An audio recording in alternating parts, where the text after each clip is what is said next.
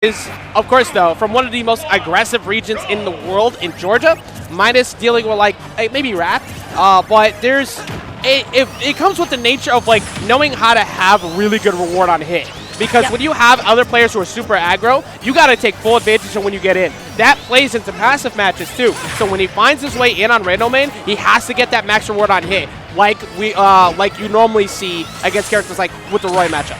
Yes, sure. And right now, a lot of pressure coming in from Sonido. I really like that. As soon as you have that lead, or as soon as you hit Pac-Man, that's the time to start pressuring before the setups come. But once these setups are out, it's time to stay back. Sonido not going to let Pac-Man set up. That's the first thing. Yep. Constantly break that down, rush in. The grabs are a little bit on point, though. Randomain actually doing a pretty solid job of finding, like, small openings to sneak through. Oh, good bait. Yeah, the walk back and forth, like you were saying earlier. Walk back and forth, especially with Sonic's movement, bait that out of someone and run away. Yes, for sure. Really happy that I feel like what Sonido could have done there was as soon as that second spring jump happened, he could have gone on that trampoline to really end Pac-Man. But, you know, he's playing it safe. He's controlling his stage, he's controlling that, and that is sometimes way more important than really going off and risking I think that makes a lot of sense, too, when it's at 43 to 148. Yes, you don't want to make a mistake at that point, so... Nice back air. That's not going to be a kill. Pac-Man very, very heavy, especially on a place like PS2. It's going to take quite a while. All you need is an F-tilt at the ledge at this point. Not even just an F-smash, but like he definitely wanted F-tilt there. Yeah, I think so too. I did not think that was meant to be an F-smash at that point. That's the back throw. Bye. Bye. See you later. Have a nice day. Goodbye. So this is where this matchup basically favors Sonic. So we see the spins that are going to come out. Not really the camping idea, but the now you need to approach. Both of these characters are so strong at playing with the lead. Definitely, like I think in the top 5 category of the game of characters that dominate with leads. And for Pac-Man, you do not want that against Sonic, because once you're starting to force, you have to start chasing him. That makes it so much easier, because now Sonic can just passively walk away, react to when you put any type of whiff, like whiff or end-lag out, and get free punishes. And you're going to be forced to try and zone, but that's going to allow Sonido to get in like he's doing exactly like that. Yes. You said never letting him set up. That's it. You can't let it do it. And you know what? If the Pac-Man doesn't know how to really counter Sonic's landing option just like that, that's where it's going to be a problem, because understanding when Sonic doesn't have a jump after spin dash and knowing if he's going to either up special, attack, or homing attack is how you're going to beat him. And if you don't know how to do that, you're just going to completely overwhelm the Pac-Man for sure. And that's what we're seeing here. I feel like the biggest problem we're seeing from Randomain is he's trying to catch Sonic, and you can't catch Sonic. Exactly. That's why people don't like fighting Sonic. They keep trying to catch him. Just don't. Just don't. Let him come to you. That's where you're going to find more success. And here it is. The back air going to do it.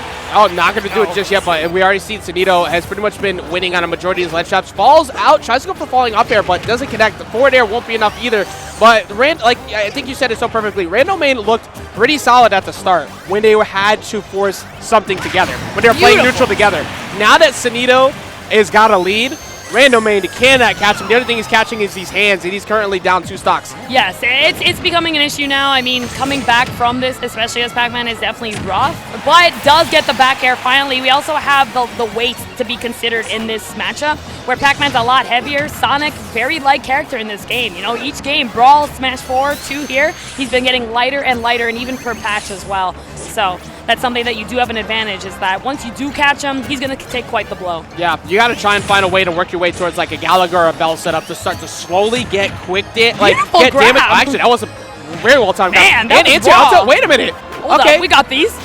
The bait was there. The bait was there. Oh, that was almost so good. Randomain not in position, or didn't react quick enough to that down air. He had it though. He had the good instinct. It's just sometimes you can hesitate, right? Yep. So that's gonna hurt, and that's gonna definitely kill it.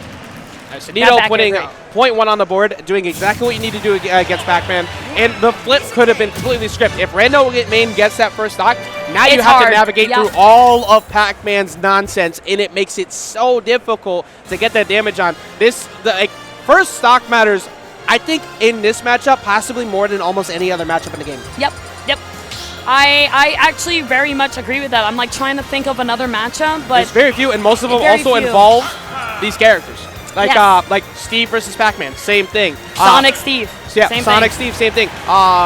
Wii Fit fits in that category too. Yes, as well. Yes, actually, 100% Wii Fit Sonic as well. So what we're saying is, both of these characters. Remove them all. So remove them out of the game to I'm make just kidding. everything you know. Smaller stages. You know what? Every time y'all play, you have to play on WarioWare. I'm actually very confused I don't mind going to WarioWare 1. no. But 2, Actually, Sonic, I'll go yeah, you're Bastion. gonna die off of 1 corner on stage. Actually, maybe that was a bad idea. But I yeah, think this is a huge advantage for Sonic I right agree. now. I feel like moving, like if you wanted to go platform game, maybe Battlefield, you Yes. get way better ledge traps. You put that trampoline on the ledge, you guarantee pop them up into the platform, or bait control them better. But here on Well, Hollow Bastion, like you don't that- have that much control at the ledges that you may think. I know that in this matchup, Sonic prefers platforms, and it's actually the opposite, where Pac-Man prefers flats. Pac-Man wants to catch the landings, the setups, where Sonic is going to have so much movement options on a platform. So when you're giving FD, but with a platform, you're helping Sonic out a lot. A lot of people have this theory that Sonic does the best on flat stages. That is a myth. It is not true. You got to keep that in mind. Sonic is very good on every stage, but it's about where does he have more of an advantage in a specific matchup. Yeah, that was really solid patience from Sonido, not biting the bullet right there. The trampoline wasn't right over the ledge, therefore you could wait. Yep. Because if Pac-Man decides to move over that, he's going to jump off that platform. So there's no guaranteed ledge trap. He has to react to a jump there. That's it. And right now, like Randomain making me eat my words, doing a fantastic job at this first stock. Yo! Oh, we traded off. Okay, that We worked also out. have- yeah, that was a great, and it's so hard to hit that. It really is. I mean, it's completely, it's got a lot of, invincibility. It's got super armor. You don't want to touch it. At that point, you just kind of let it go. You can, if you have a disjointed hit, you can hit it. So I know why he tried back air, but he went way too close on that ledge. You said that and then like tilted your head back. Like, man, I remember recently when I got hit by that thing. Yeah, I was like, man. It's like just trying to help him. No, oh wow, you are brave. That was well, I great. mean, then again, you took the back throw reinforced ledge trap, but that was such a scary ledge trap. You can't jump there. Very, very clean. I love the jump back forward air from Sonido, the long-lasting hitbox to just cover the stage. Really, really well done there.